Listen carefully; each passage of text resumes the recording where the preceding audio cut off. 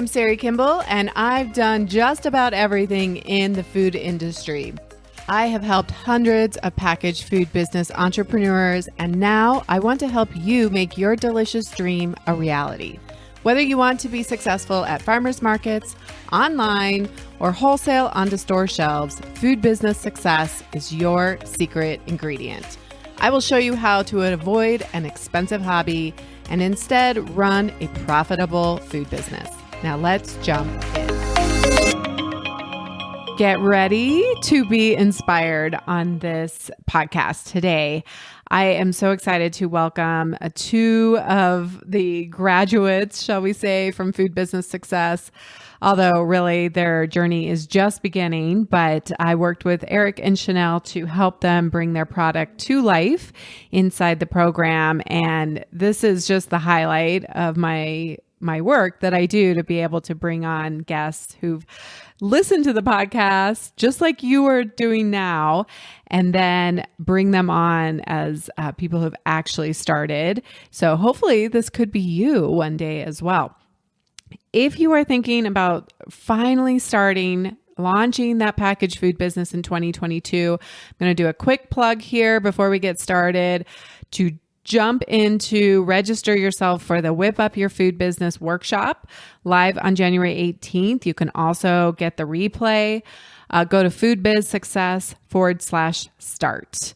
All right, let's go.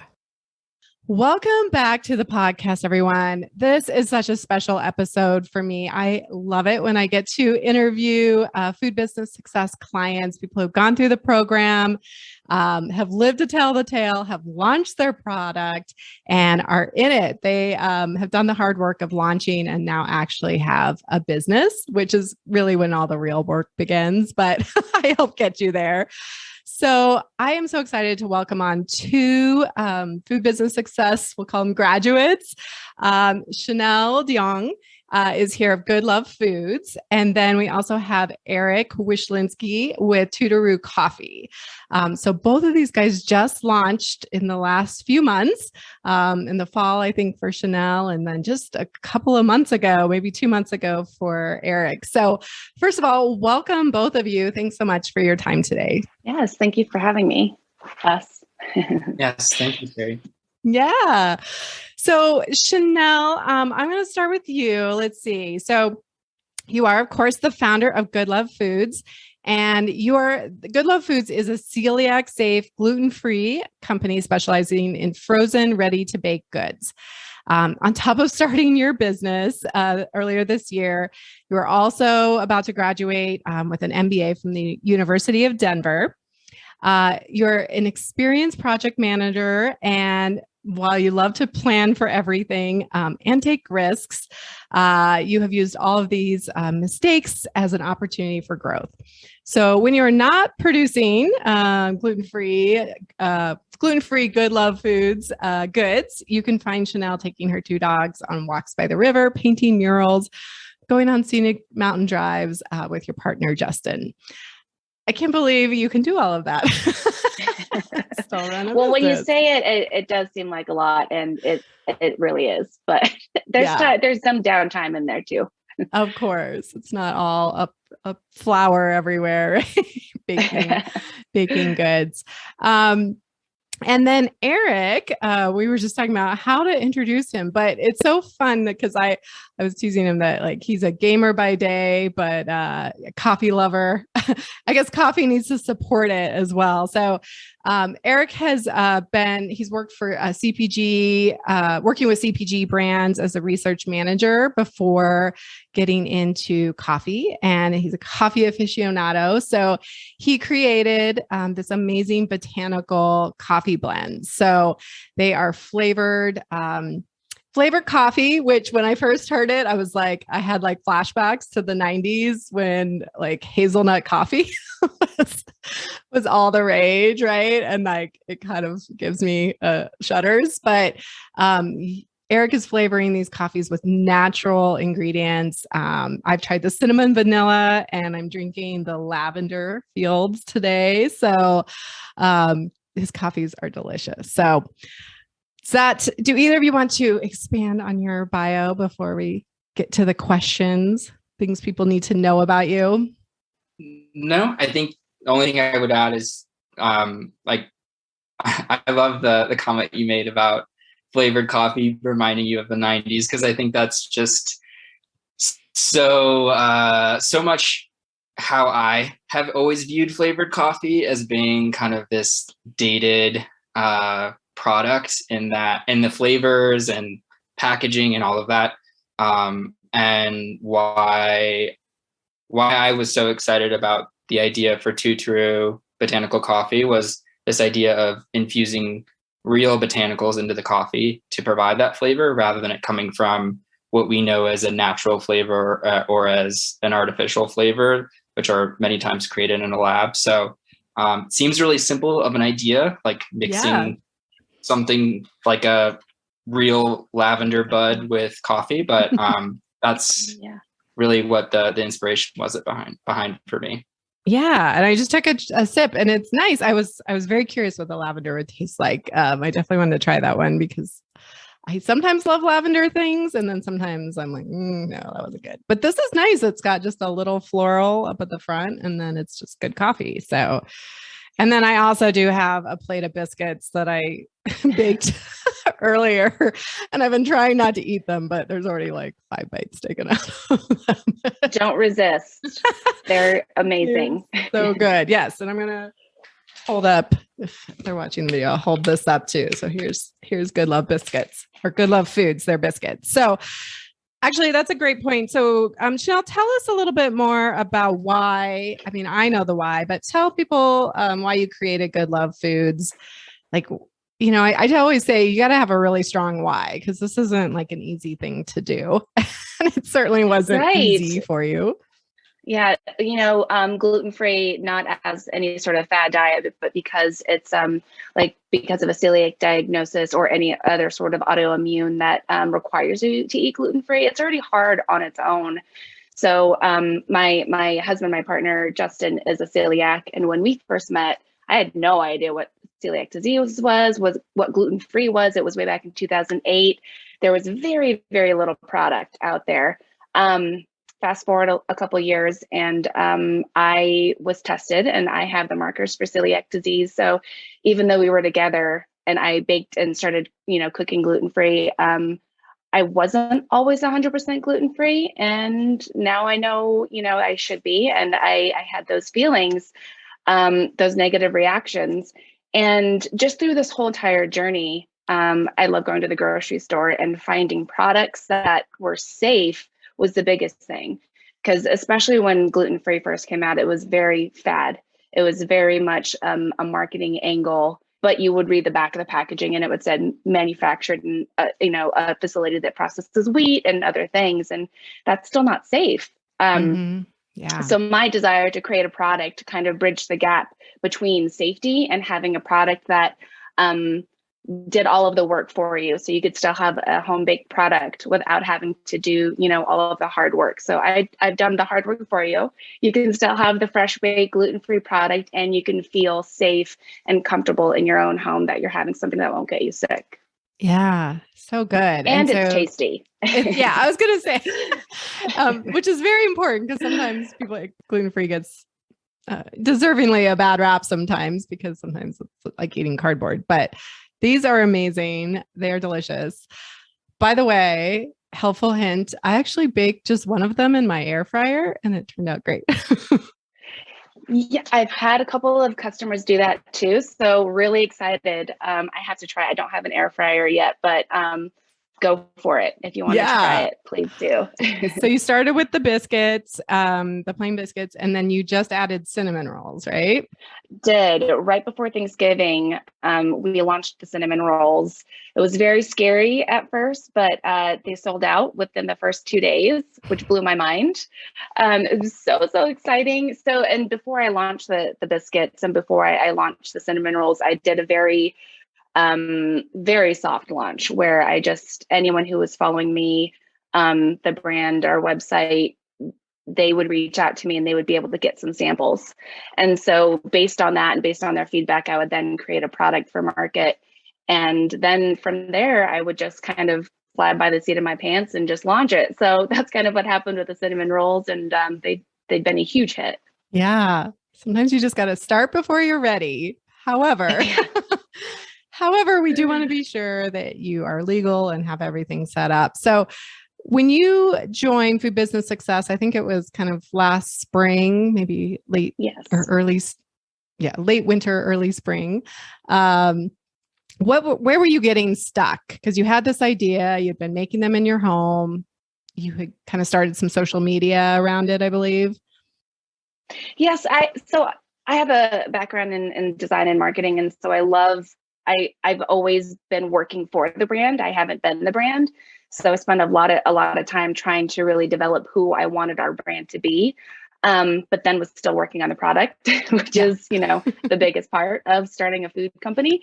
And so I think the biggest part for me, the biggest hiccup was trying to find a space that I could produce in that was 100% gluten-free. Mm-hmm. So with your help and with some just random connections, I was able to find a kitchen. And that's really what helped me get a foot in the door, was finding a kitchen that I could rent from, a commissary space that was zero gluten, zero wheat in the entire place. So that was really what helped. Yeah. Yeah. So we spent, we had some one-on-one calls. I know you dug into the modules. What did you find the most helpful when you were going through the program? Initially, I just loved having, before I even started the program, all of the resources and the checklists that you had available on your website for free. I kind of went through those, started going through the motions, and it was helpful on the admin side and just kind of as a project planner, like just getting all my ducks in the row. But then when I needed to get to the nitty gritty, I was like, all right, I'm committing. I'm going to start this program and really just start to figure out what I need to do. And then just started marking things off the list and going through all the modules, and loved all of our video calls because it helped keep me on track, because I can procrastinate pretty bad. So having you on the calls and being able to share my milestones or share any issues I may be having, it was just great to have that kind of support system as well. Yeah. Well, thanks. It was fun. And I think for both of you guys, you really took ownership of like, I'm joining the program and then I'm starting and I'm scheduling the calls and we're doing this, and I'm going to use this time and use this investment as a way to hold myself accountable, which I think is how you make programs work best for you. I certainly have bought programs where I'm like, oh yeah, I forgot about that. But you both really jumped in and said, no, I'm making this happen. I'm giving myself a timeline. I'm committing to this. And I think, so we went over like your labels and, you were well along the way with your branding, and just, you guys have definitely got it. Well, both of these guys are so great, but you got to go check out. You created this little silly yak, little character as part of it. You just have such phenomenal branding that I think really fits the vibe that you're going for, right? All of the pieces that you wanted to portray in this brand. So congratulations on launching. When was your official launch date? Thank you. I believe it was actually in July mid-July when I did a very soft launch on the biscuits. Yeah. But really kicked things off in August when I got my professional packaging for the biscuits. So you got ready for market. Yeah. And you got pre-printed packaging, which is so fun. Right. But I love that, I encourage you to like start small. Let's like test it, right? Because I'm sure you made some tweaks and changes from that initial packaging that you first had. Yes, I have. And always have multiple people check your work. I come, from the marketing side of things, and before printing anything, before you go to a print shop and say the proof is ready, just like for a third or fourth person, just be like, all right, one more person to just double check everything, because you never know, because then you've got 4,000 packages that you're going to have to fix or not be able to use. So that's a very expensive mistake to make. Yeah, 100%. So you officially launched, and then just to finish that story, where do you sell to? Like, what's your main sales channels? So I think early on when we were first discussing, I just had big goals, big views, which is good. It's a good thing, but Mhm. you help to wrangle them in and start small and branching out. So I at first wanted to hit the e-commerce and just really just start shipping, throughout the US. But started very small, started locally, a couple of places here in Denver, Westminster, nothing too far out from Littleton where I'm based. But then just organically through word of mouth, it spread beyond that. And so now I deliver within a 25-mile radius of Denver. I just recently launched in the Springs where my production kitchen is. So delivery and pickup is available there, and delivery down there is, Manitou Springs in about 15-mile radius of our kitchen. And then just officially launched shipping finally throughout the exciting. US 2 days ago. So just branching out from there, nothing in distribution yet, but that's kind of my 2022 goals. Great. Congratulations on the shipping. I mean, anytime you're dealing with a frozen product, it gets a little more interesting. So this first run that goes out, I did all of the research I could and planning and testing. So I just kind of said, all right, be free. This is, I hope it arrives to you and how it's supposed to, frozen, and I'll just have to go from there. So yeah, I love it. All right. So Eric, let's talk about, why did you start this coffee company? Why on earth did you want to do this? You have, you have a busy life as well, a full-time job, a full life here. And by the way, both of these guys are both in the Denver area, which is super fun for me to be able to, be closer to them. And I've met Chennelle and person, but I work with people all over the country. So yeah, it's an interesting story. I've wanted to start a food business for a while now. As you mentioned, I worked as a research manager supporting CPG brands for over 4 years. And that was a job that was kind of like a dream job for me at the time, and something that I was really passionate about and still am really passionate about. Food is something that our days are centered around, and I've just, for whatever reason, have always had this fascination with food and different brands, and that person in the grocery store who's looking for new products and spending more time than they need to. So like as a teenager, this is like my first memory I have of trying to make my own gum using like tree sap and natural flavors. So this has been a long journey. That idea did not pan out, thankfully, for the best. That is hilarious. And I've kind of just been over time trying to find out where I want to go with this and what I want to do. And there's been many ideas that have come up, some food related, some non-food related. And I've found that I just wasn't passionate enough about them. A few months would pass by and I would, run up into a barrier or many barriers that would just prevent me from further exploring the idea. And I wasn't wanting to really go after idea that clearly I wasn't passionate enough about. So just trying to find that patience with myself. And eventually in January of this year, I came up with this idea for botanical coffee after looking through my pantry, and I had some cacao nibs, and I don't know where the idea came from, but I was like, I wonder what this would taste like if I blended it with some coffee. And I really liked the subtle chocolate flavor that it provided. It's one of the flavors that I have available today. And just kind of figured, where can I take it from here? And trying to figure out, what different flavor combinations would work. Went down so many different rabbit holes in terms of where I would take the brand. But unlike all the other ideas I'd come up with in the past, I just got more and more excited as more time went on. And it was something that I told myself that this is the idea that I want to pursue. And yeah, I launched back in October, so it's still pretty recent, but yeah, a couple months. Really excited to finally get to this point where I have something, a product that I can show off and sell to people. And it's been a really fun journey so far. Yeah. I remember us talking before you joined the program and you were like hesitant to tell me what it was.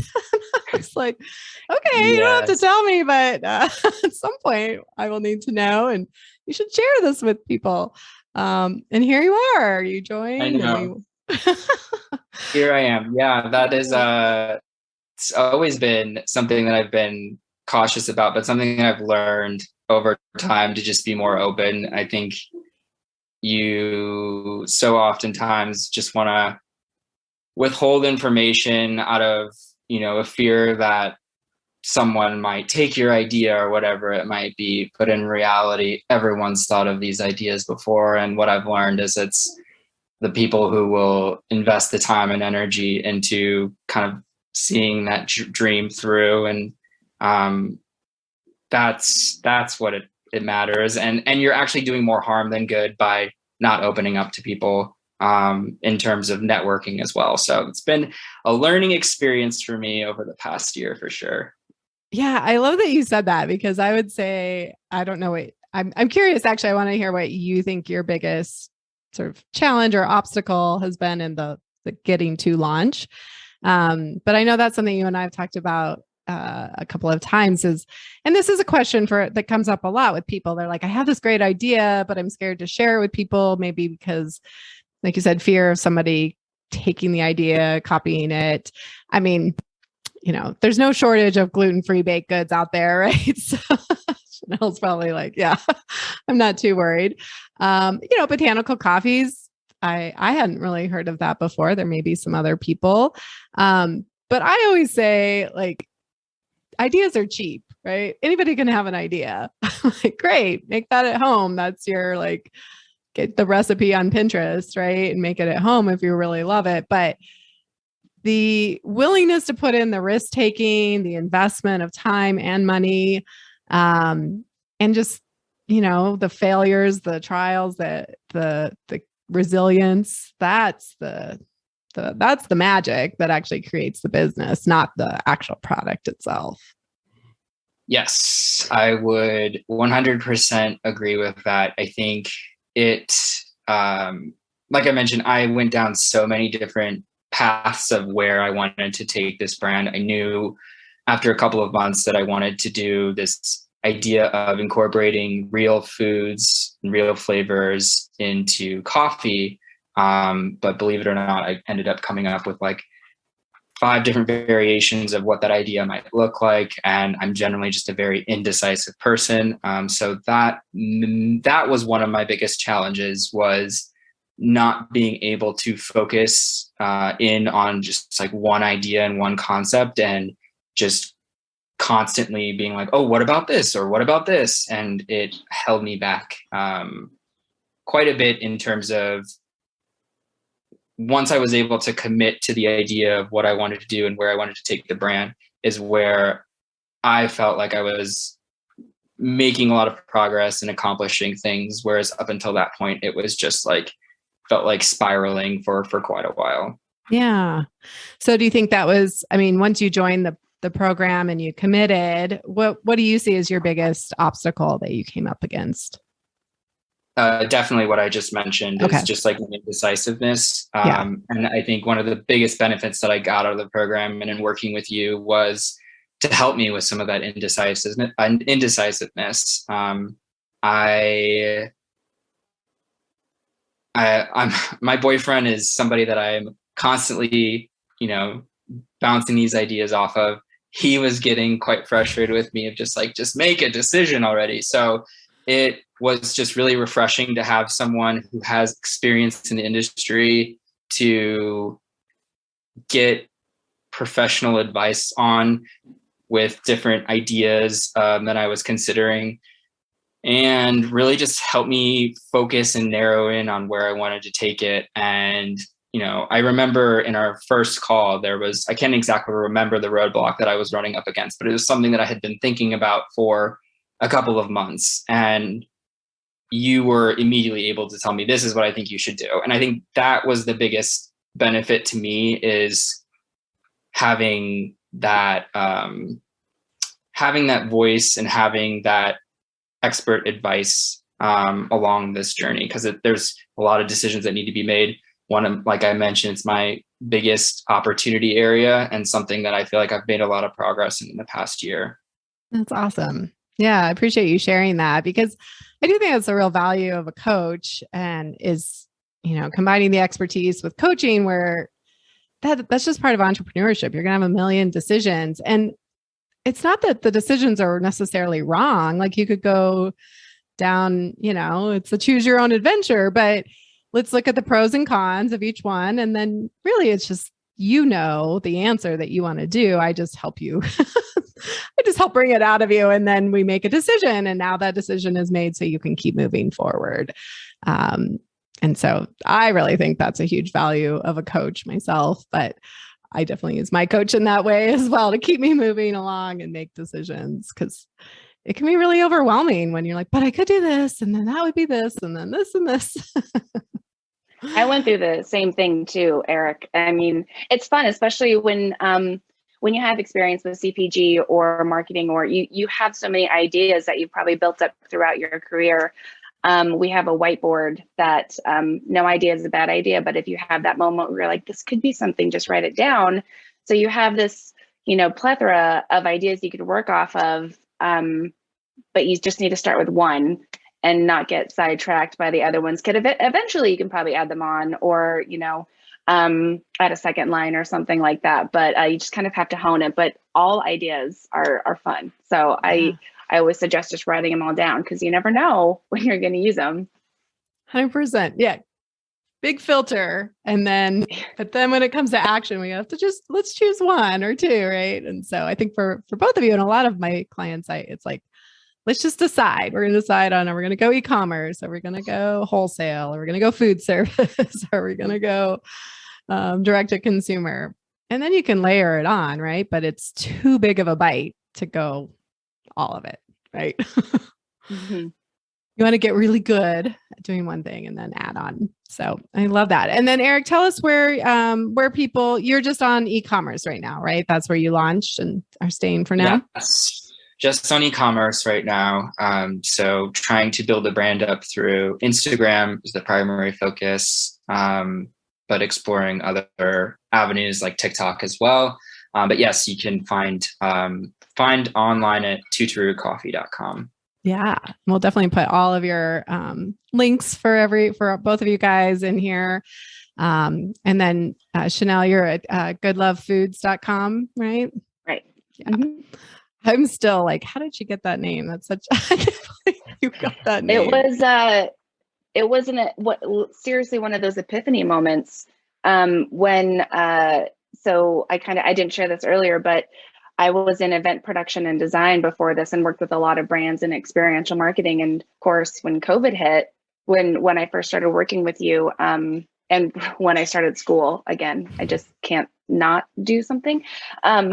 I was furloughed and then eventually laid off because all of our events were canceled. Yeah. And it was towards the end of 2020 where I was just like, I was in a deep, dark depression because I just didn't feel like I was doing something with my life. And I wanted to feel passionate about something, and I'd always wanted to start a business. And it was in the middle of the night and I just had one of those, good love.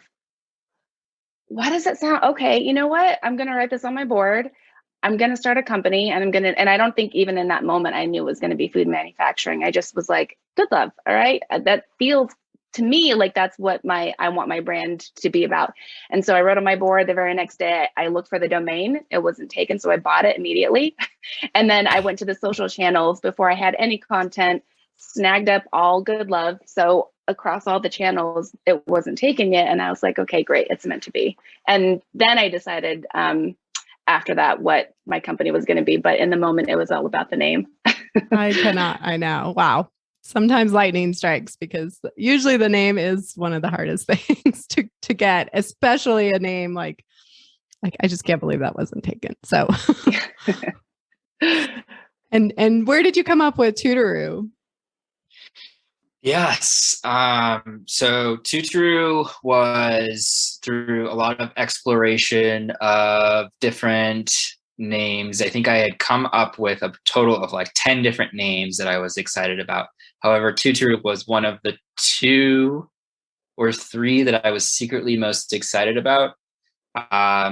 And I decided to kind of send out a little survey to friends and family, mostly friends who were within the target market of who I was designing this product for. And just kind of like sent them the list of the names. And I was like, which ones stand out to you, if any? And Tuturu was the one that was towards the top.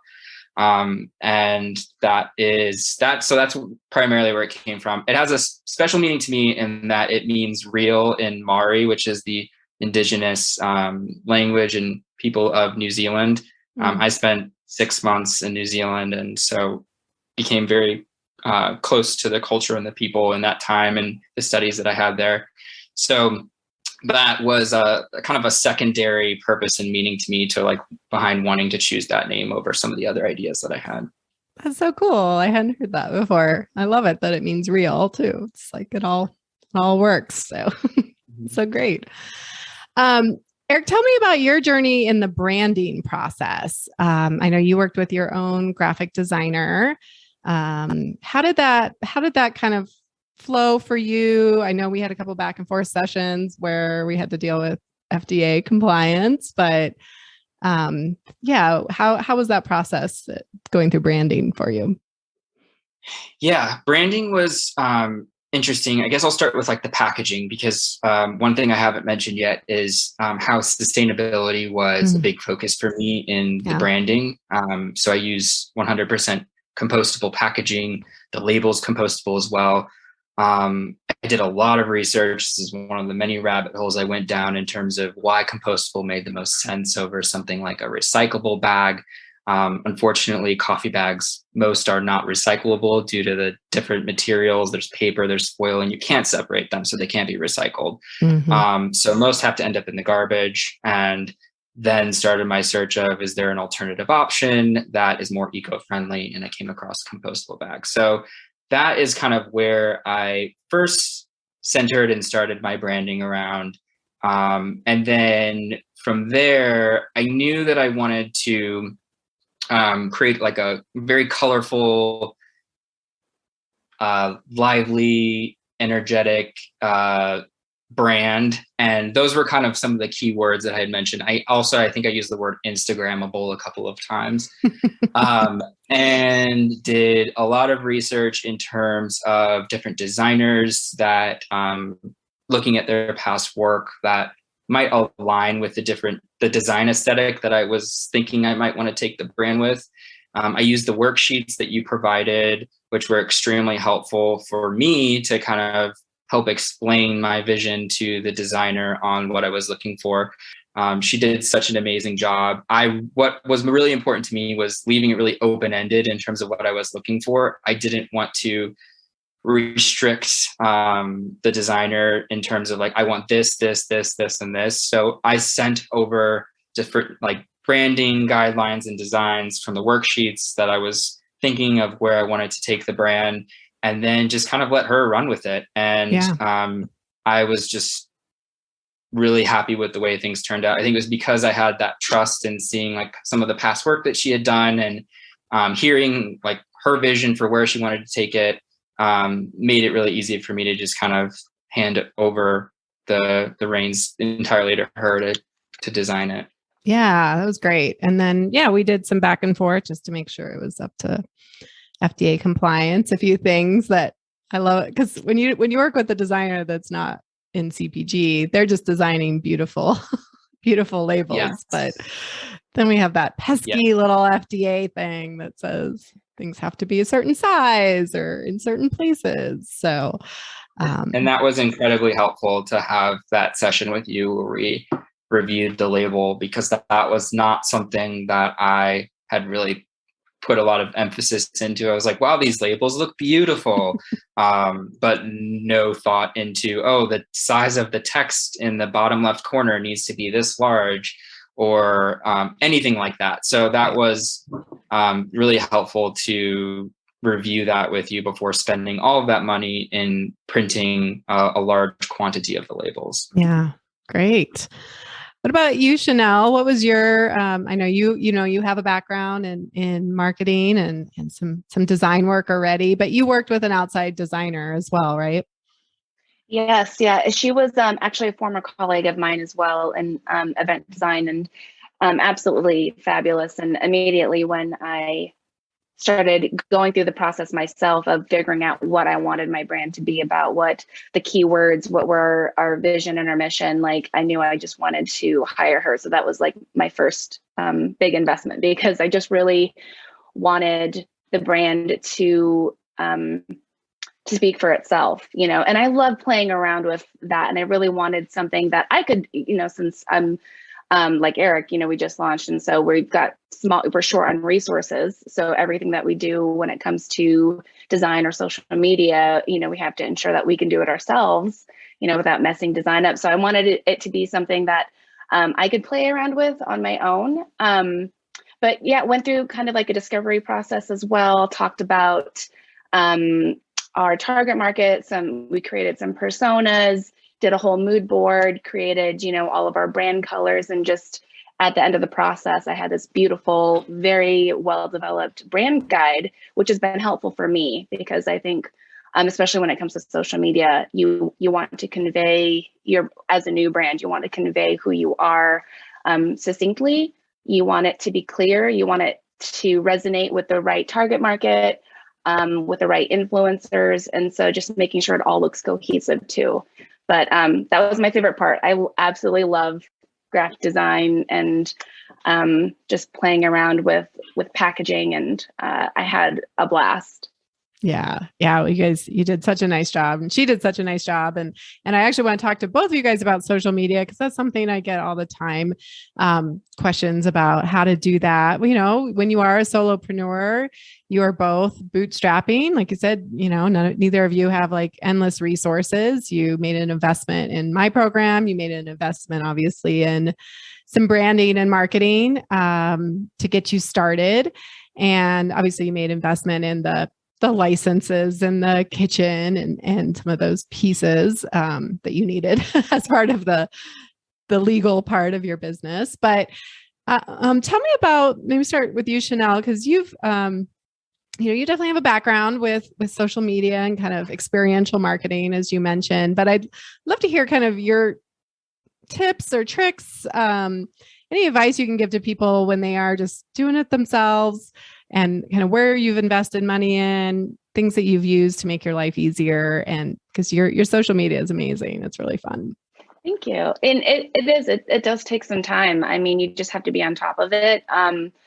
And so far it's been organic in terms of reaching out to people in terms of followers. Like in the beginning, I didn't really invite anyone to try to like my page. I kind of just like launched out there and, did the hashtags, researched some of the specific hashtags that were specific to the local area, but also, of course, like celiac life, gluten-free, any of those like buzz key hashtags that I could use, and just started really, really minimally at first, just to see what would happen. And it's grown. And so I would say what's helped me the most is invest in some of those design. If you're not tech savvy or even design savvy, I still highly suggest investing in a website like Canva or any of those other kind of social media platforms that have templates for you, because they make your life so much easier. And again, you can make your posts look cohesive, which I think is really important. I think that would be one of the biggest things for me in terms of like what you could invest in. And also, set aside time and the specific days that you want to do your posts. So again, they're also cohesive, and whoever's following you kind of knows your cadence of when you're going to post something. And then unfortunately, you do have to be pretty regular about it, but you just have to set your own schedule and kind of just like stick to it if you can. Yeah. Well, you've really done a nice job of blending like putting yourself out there. Like you're definitely the face of the brand. Yeah. Did you invest in some professional, like a photographer to come in? I know at the very beginning you have some branded, like an apron and some things, and you had some photos of yourself taken. Yes. And so similar with my graphic designer, I knew my photographer well. She's actually my best friend. So I think as a small startup, you have to leverage the assets and your network that you already have. And it's great because it's awesome when you get to work with someone that you know. So that was really fun. My best friend just started doing her own photography business. So she took some professional shots of me, and they've turned out great. So I've been able to use that in my marketing materials as well. Yeah. I saw you just did another one for Thanksgiving too. So yes. Yeah, that's fun. So I think having a couple of really good photos, I mean, you don't need a huge library of photos, but getting a couple of you as the founder with the product. I love that you invested in like an apron that says Good Love Foods, and you have some swag. And then, yeah, I love canva.com, and having your designer give you some of those elements separately. So that, like the rainbow, for instance, right? Like your kind of horizontal rainbow. So you can like put those over photos and add just a little pizzazz to them.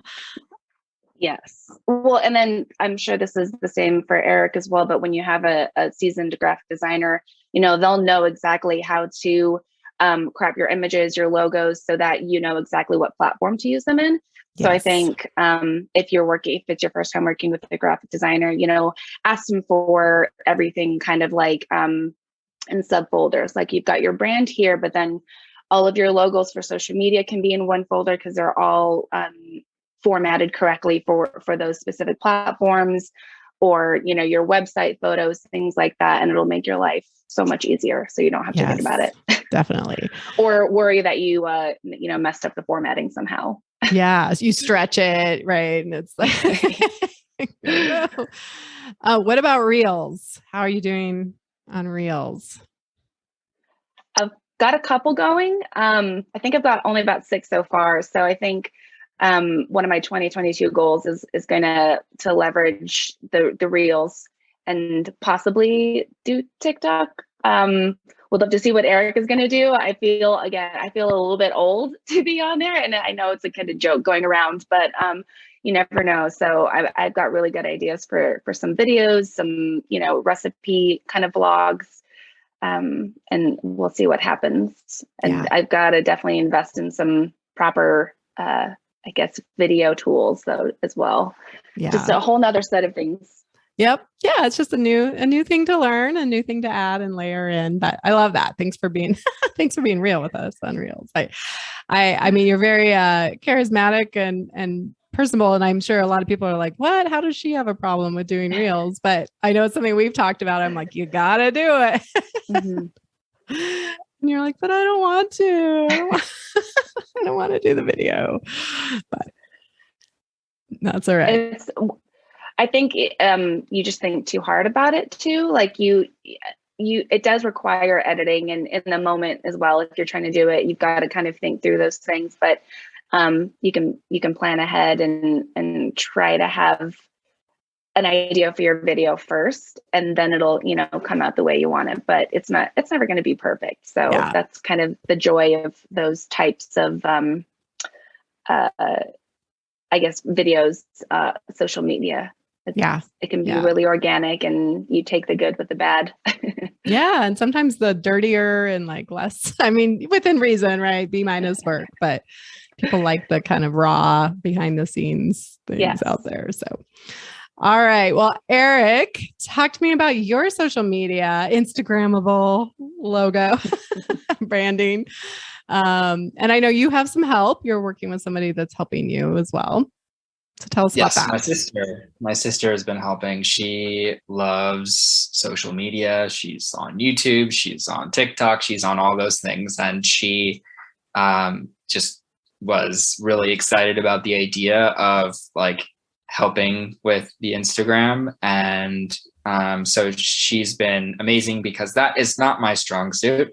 So it's been great. I would say I relate to what you were just saying, Chennelle, with like I'm definitely been a little bit afraid to like post reels too, and have been hesitant to launch on TikTok and whatnot. I think for me, one of the internal dilemmas I've been having is I don't feel like I represent who my target customer is. And so in some ways, I feel like I might be turning off potential buyers if, you know, they see me as the creator of this product who doesn't represent who I think that this product is most exciting to, just from like who I've talked to and the research that I've done on it. So I think that's more of an internal struggle I'm realizing than it is something that probably matters. But it has prevented me, I think, from putting myself out there a little bit more on as being like the face of the brand and whatnot on social media. So definitely something I'm going to work on as well for 2022 goals. But yeah, Instagram has been the primary channel that I've been focusing my time and attention on. I think for me, what's been most interesting is just trying a bunch of different things and seeing what works and what doesn't. I've tried reaching out to micro influencers and sending them free product in exchange for a post. I will say from probably the 20 different free bags of coffee that I've sent out, it hasn't resulted in a whole lot of return. I think I've gotten one sale out of it. However, it's definitely generated some buzz, which has been good. So like that is an example of something that I've been trying. I've kind of pulled back a little bit recently and invested my time and energy into other things, but something I might further explore later down the line. I've been experimenting with like Instagram ads, which has been interesting. Starting with like a very low budget. I think I'm spending like less than $20 a day, just trying to learn different audiences to target. And I definitely have not mastered that, but I'm learning, and definitely something I want to invest more heavily into next year as well. So that's primarily been my strategy. I think one of the biggest learnings I've had from my social media strategy was, for whatever reason, as much as you try to temper my expectations, Sari, I thought that, you know, once I get this out there, it's just gonna, you know, I'm gonna have hundreds of followers on Instagram and I'm gonna be so busy, not like fulfilling orders. The idealistic goal and in our minds in terms of what's going to happen once we launch is not what happened, and I don't think is realistic for anyone unless they have like an existing audience of people who are like excited about buying something. So I think that's been a very challenging realization to like, okay, you really have to start from zero. I think we're at like 75 followers on Instagram right now, and it's not as easy as maybe I thought it would be, but that's been a really good realization to have, and has meant that I've been spending more time on figuring out how to perfect that recipe. Yeah. Well, thanks for sharing that. I think you hit it, you know, you touched on a couple of really key points there about, well, I love that you just talked about a lot about experimentation and testing, because that's all social media is. People think there should be like one thing, one magical thing, but it's experimenting with hashtags, experimenting with, you know, different kinds of video or different kinds of posts and content and photos and movement or not, or people or not, right? We've talked about all that. And then when you get into ads, that's a whole other level of experimentation. So I love that you are coming with it, at it with an attitude of like, let's just see, let's just try this, you know, small budget. Let's see, let me tinker over here, and then we'll change one variable and try something different.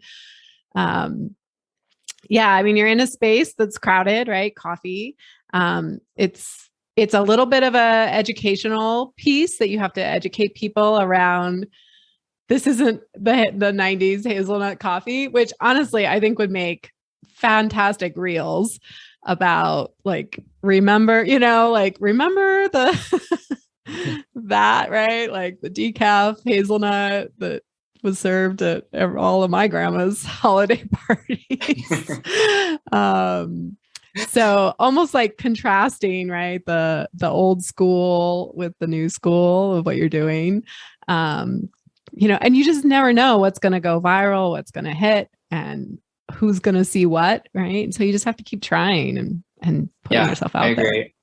And I think that's one of the exciting things about TikTok is the opportunity to go viral is so much greater than something like Instagram, at least in my experience so far. And so that's something that I'm excited to experiment with more in the new year. Yeah, that's exciting. All right. Let's talk about, so we don't have much time left, but I'd love to hear kind of where you're going with this as you layer on. And, you both have mentioned some goals for 2022, but Eric, what are some of your goals as you look ahead to the new year?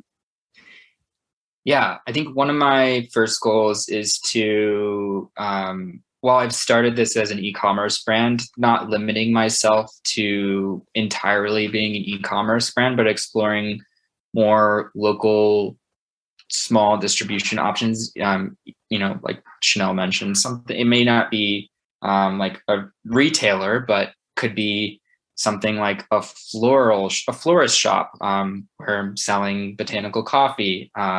So something like that, not really narrowing myself as much as I have. I definitely see e-commerce as being my main growth channel going forward, but I think I'm excited about expanding kind of how I'm thinking about that and how I'm planning on presenting the product as one thing.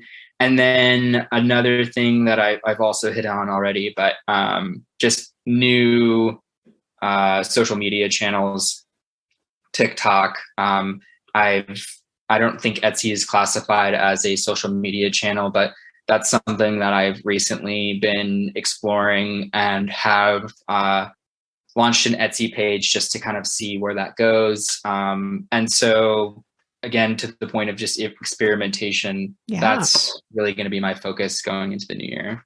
I could see Pinterest too being a place to be as well. From a social, having a page. Yeah. I love it. What about, I've been encouraging you to do some product variations. Yes. Yeah, definitely something that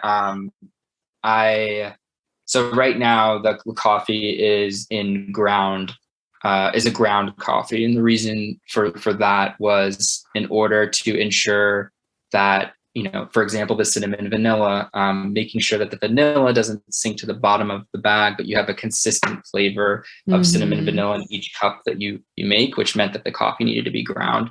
So that's definitely one limitation that I've run into with my testing and development of the product. But I have 5 or so different formats of this product that I've tested in the past, and I'm looking to potentially bring some of those back and sell them alongside the current format. I love it. And Chennelle, what about you for 2022? Well, originally, besides getting your MBA, besides finally finishing the first goal I had, which is almost here. It'll be March of 2022. So can't come soon enough, but I've enjoyed my entire time in it for sure. And it's helped me as well on the business side of things with this as well. So it's worked out, but everything's been organic. I've experimented like Eric has with a little bit with some ads here and there on Facebook and Instagram, but I haven't really had any sales goals. And so for 2022, especially at the end of the first quarter, I really want to hit the ground running pretty hard when it comes to distribution and getting some of my first wholesale accounts. I've got a couple in the works. So until I won't share anything until contracts are signed, but that's really exciting. And just working on expanding my product line to what I originally wanted was 3 core products. So the biscuits were first, then the cinnamon rolls, and now I'm working on the puff pastry. And all 3 things are very hard to find in the gluten-free world. And so once I get those launched, I want my direct printed packaging as well for both of those, and really just focusing on the sales and growth Is your I don't know goal if to it's do this full time after the MBA? Like you're not gonna, yes, yeah, I love it. full time. I want to go full force on this. Yeah. I'm so excited. I feel very passionate about it. I had that moment, I think it was last week or something, or maybe it was the week that I launched the cinnamon rolls, where I was in the kitchen, in the production kitchen. And it's a very labor intensive process.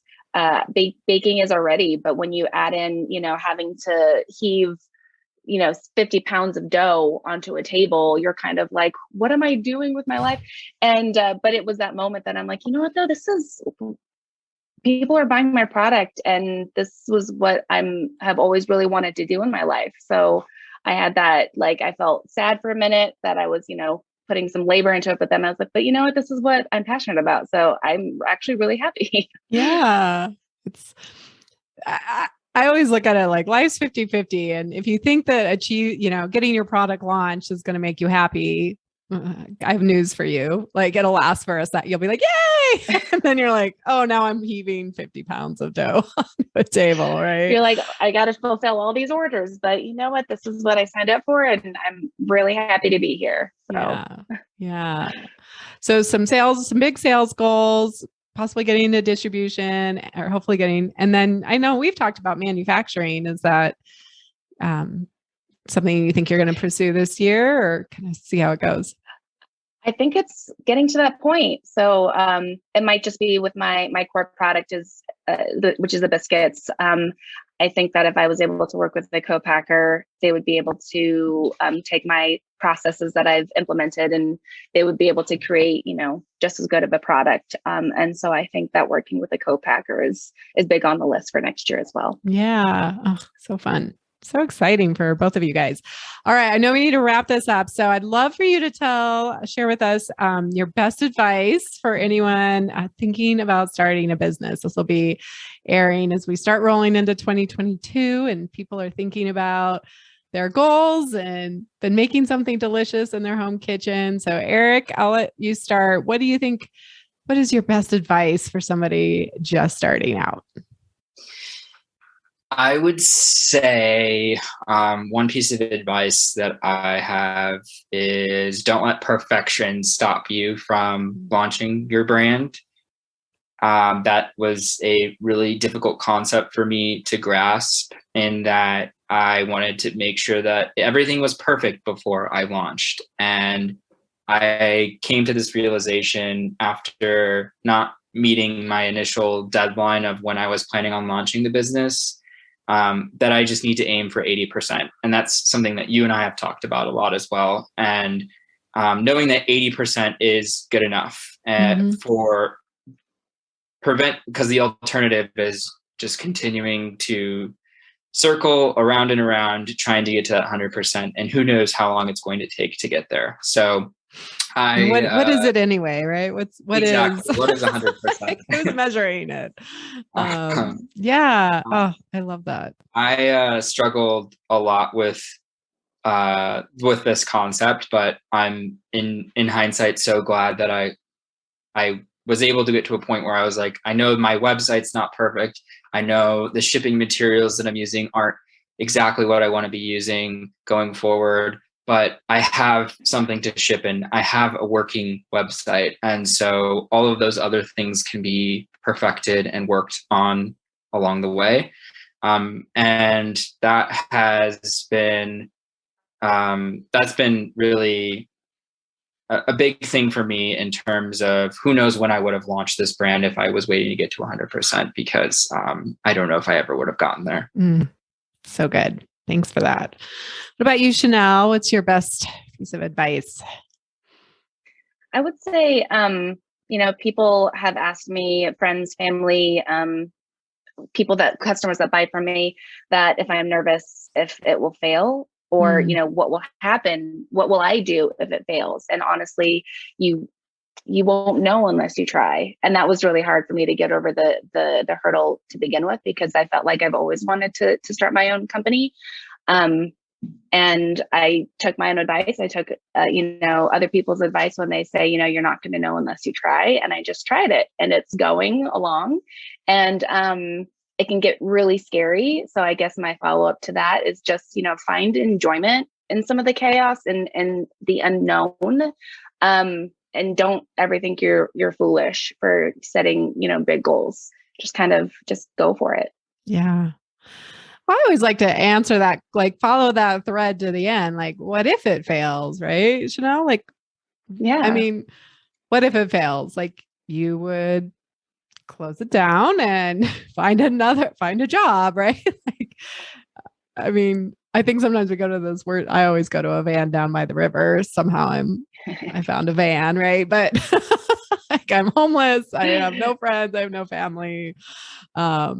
But I think that's like the ultimate, like bad, like there would have to be a long road to get there. So, but I appreciate that. I mean, the fear is real, right? And you had to get over it. But I think it's easy for people to get stuck in the fear part of it. And it's like, well, what if you didn't do it? What's the fear there, right? Like what if you didn't actually pursue the dream? I like that question. I feel like that's a different way of framing it. So, yeah, you could just be thinking about it and just kick yourself in the butt every time you think about it, that you should have done it. Because then someone else, like Eric was saying, the ideas have already been out there. So someone else is probably already doing it by now. Right. Somebody would have figured out good love foods at some point. Snag that. At some point. Yeah.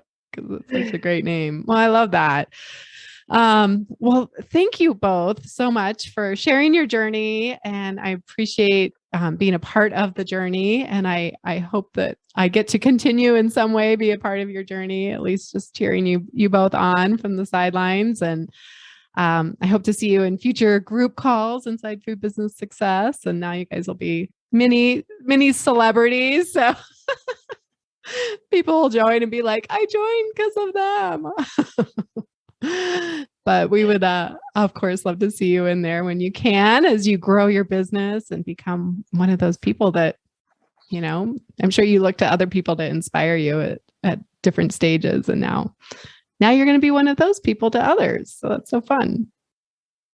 Hope so. That would be really cool. Yeah, it would. It's so weird being on this podcast in that this was, like listening to this podcast was one of the things that motivated me to get over the hurdles of actually launching this brand and being like, I can do this. So being here today is just incredible, and really appreciate the opportunity. Oh, my pleasure. So fun. All right, you guys. Well, again, thank you so much. We're going to put all your links in the show notes, but go check out goodlovefoods.com and tuturucoffee.com. And you can go and check out their amazing products. It sounds like Chennelle is now shipping nationwide as well. And of course, Eric is. So go pick up some of their products, support them, and celebrate their journey. All right, you guys, have an amazing day. Thank you, Sari. Thank you so much, Sari. Are you feeling inspired now? I know I am. These two have been doing amazing things, and it's been so fun to watch their journey. If you want help on your journey, Food Business Success will be opening very soon. In the meantime, you can jump into the Whip Up a Food Business workshop that's on January 18th, just a couple of weeks from now.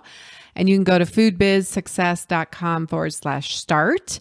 You can also apply for Food Business Success so that you will be the first to know when it opens up. So those are your best two options. Of course, if you want to do one-on-one business coaching with me, that's always an option as well. And if you want to do that, you can go to SariKimbell.com. Oh, wow. So good. Thanks for joining me today. Until next time, have an amazing week. Are you ready to start that delicious idea that you make in your home kitchen, or grow your existing packaged food business and take it to the next level? The most successful food business entrepreneurs have support, guidance, focus, and accountability to help them make it happen quickly without wasting time or money. Plus, I think starting your packaged food business should actually be fun. Food business success is your secret ingredient to creating your food business dream. Please don't go this alone. Check out the private free Food Business Success Facebook group to connect with other foodpreneurs, get your questions answered quickly, share your wins, and receive special training and tools I only share inside the private community. Just search for Food Business Success on Facebook or get the link in the show notes. Curious about how Food Business Success can help you? Head over to foodbizsuccess.com and fill out the application to see if you're a great fit for the program. Together, let's make your food business dream a reality.